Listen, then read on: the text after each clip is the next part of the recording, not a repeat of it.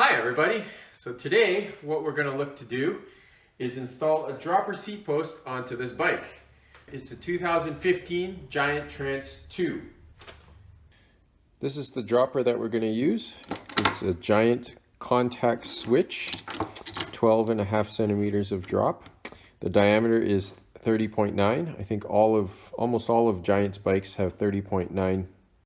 For this particular dropper, the cable connects at the bottom here, which is inside the seat post. So this is internally routed, or sometimes it's called stealth routing. This bike didn't originally come with a dropper, but it does have internal cable routing.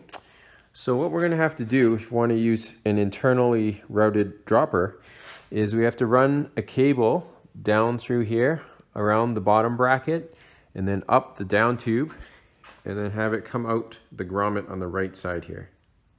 Now some bikes, especially older ones, don't have the internal cable routing, and there's no way for the cable to exit. So I've had some experience adding my own little hole. So you can see here I've drilled a hole in the seat tube here and added a grommet, and I've ridden this for years and it didn't have any trouble. I've also done this on my fat bike. You can see the grommet here, but be aware that you will be voiding any kind of warranty, and it's at your own risk if you start drilling holes in your frame. Now, I've done this on a similar bike before, and I've tried to fish a wire through here, down through the bottom bracket without removing any of this, and it's pretty much impossible. So, what we're going to do is we're going to remove the cranks and the bottom bracket.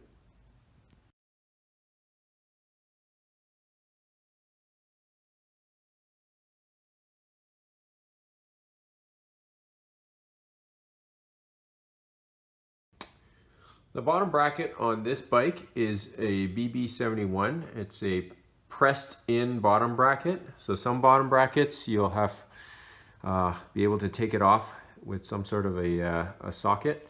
But this one is pressed in, and if I look inside, I'm not able to see any of the tubing. So this is going to have to come out. This is my homemade bottom bracket remover. It's basically just a metal tube where I've used a hammer to flatten the end of it, and then I've cut 4 grooves in so that I could spread each one of these little leaves here. So this is just gonna barely fit. I have to squeeze all of these leaves so that I can get it in there. And what I want to do is get it right to the other side, but then not have it come out, so that it's just sitting flush on the inside of that bearing. And to keep those leaves from closing in on themselves, I'm going to use this kind of a cone thing, and I'm just going to jam it in on the other side. Next, I'm just going to take a hammer and lightly tap away at this. I've already knocked it out, so this is going to come out fairly easily, like that. So it comes out the other side looking like this.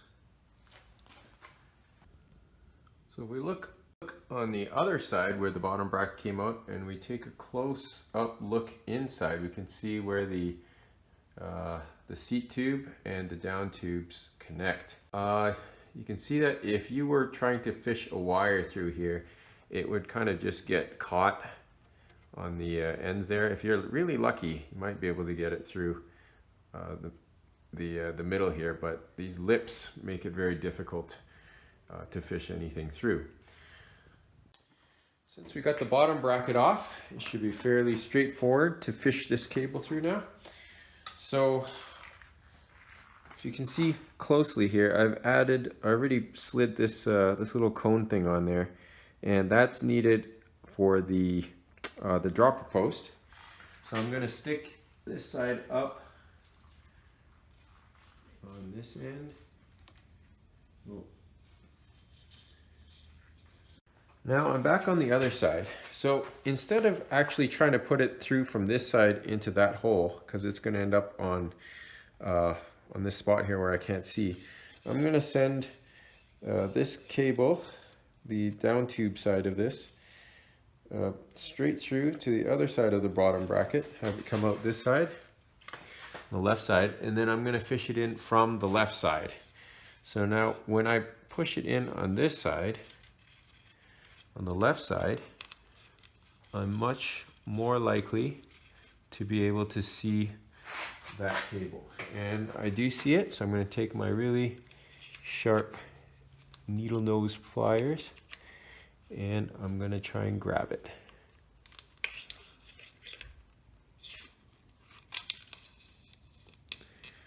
There, I got it. I'm going to gently pull this through, and there, I have the wire coming out both sides. So rather than trying to fish wire from the bottom hole up to the top, which I found to be quite difficult, I'm going to fish another wire down from the top to this hole, grab it, and then pull this wire through. So to do that, I've just got this old brake cable, and I'm going to put it into the top hole here. So coming down from the top, it's fairly easy to see from this hole, and then I can just grab this cable.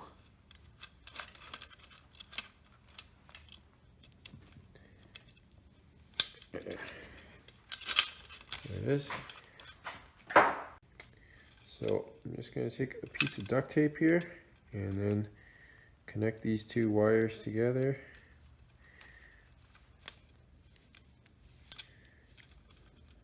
And gently pull it up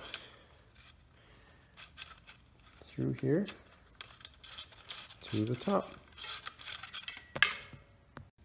So at the top, I'm going to pull this through. All right, so now the next thing I'm going to do is take this cable housing and slide it back over the cable. Now, slid the cable in as far as I can go without losing the end, and I'm going to add a piece of duct tape here so that the cable can't slide out of the housing. And then I'm just going to push the housing down, and I can guide it along with the cable.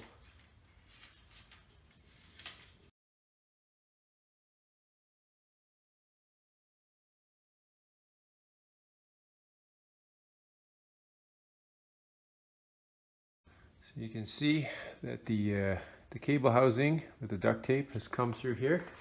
So now I can just slowly guide it up the seat tube.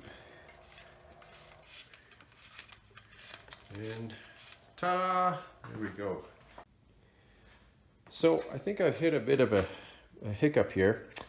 So if I want the seat faced forward,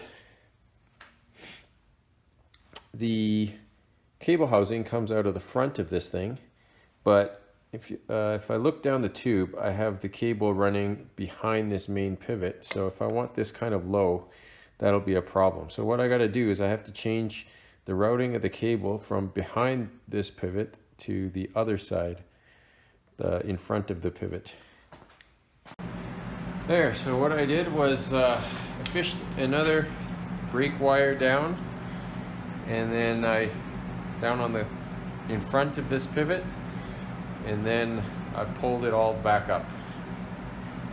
So I've noticed I forgot to put this little plastic cap here, so I'm gonna have to pull this whole cable out of the housing, but good thing the housing's still there. So I put the cap on, and then we'll slide the cable through here.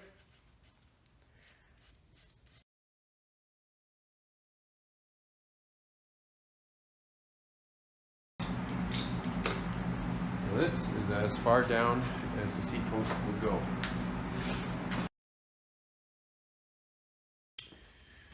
So I've taken off the handlebar grip here, and I have a 2x lever here. So this style is for when you have shifters on both sides. And this turn is going to be right here. And so because the seat post is at the lowest position, I want to be a little bit generous with my cabling. And I'm just going to mark it for cutting right about, I think right about there. So I pulled my seat back out so that I can pull the cable through here to make sure I don't cut the cable itself. And I'm going to cut it right here where I marked it. I should pull some more. And then I cut this.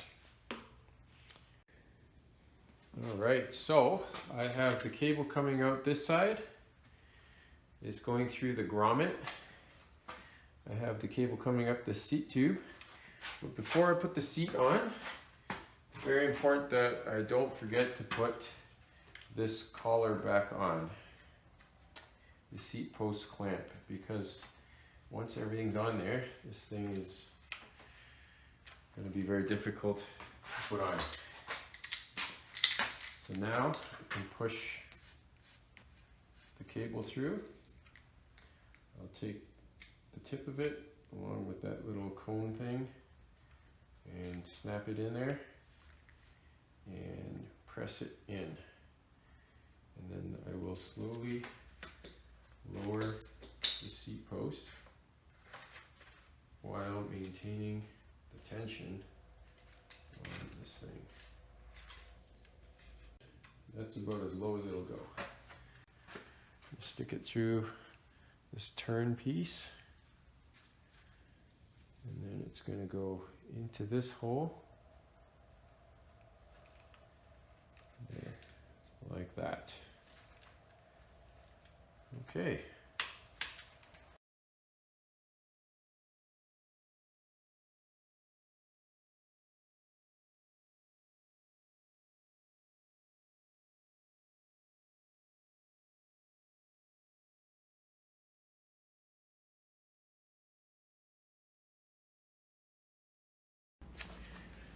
To put the cranks back on, you just add a little bit of grease here.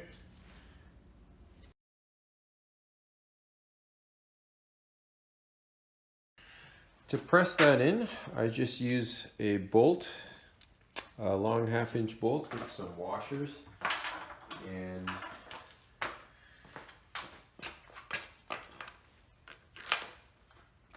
a nut on the other side.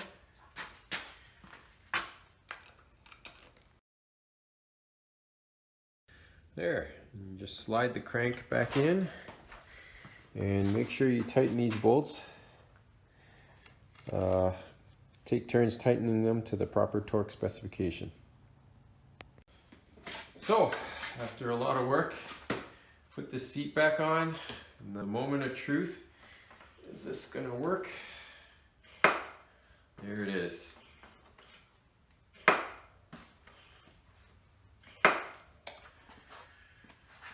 So I hope you enjoyed this video. If it was helpful to you, please click like or subscribe below.